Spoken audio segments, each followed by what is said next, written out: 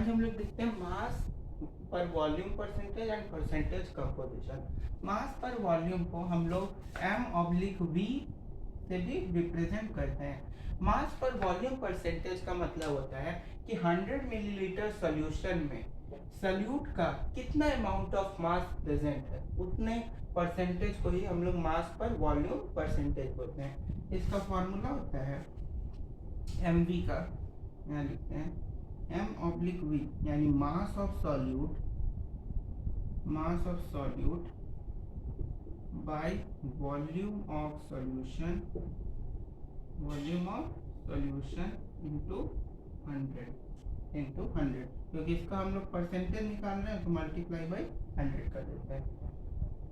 जैसे यहाँ पे क्वेश्चन है, देखो, when 0.7 gram of glucose dissolves in water to make 30.5 millilitre of glucose solution.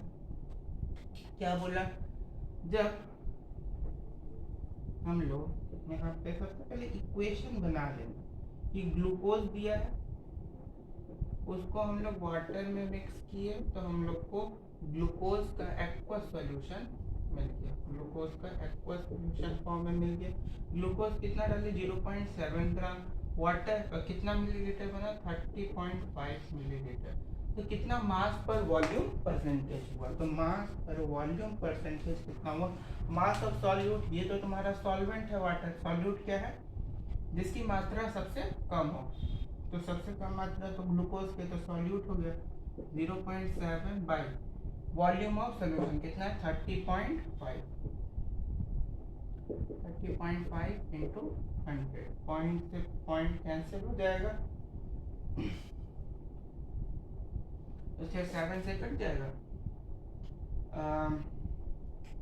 देखते हैं 305 कटता है कि नहीं। 7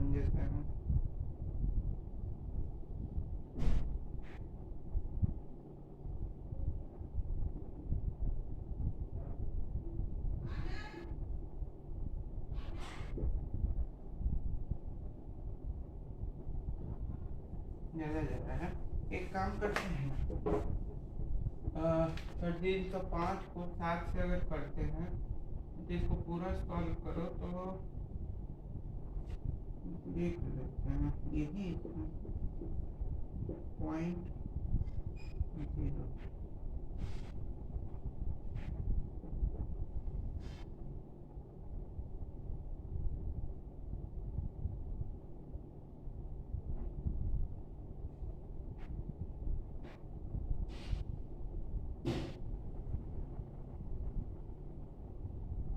अप्रोक्सीमेटली 22% आएगा, 22% अप्रोक्सीमेटली आ रहा है, ठीक है। 22% तो ये बातें ऐसे मास पर वॉल्यूम परसेंटेज निकाल सकते हो। उसका बोल रहा है परसेंटेज कंपोजिशन।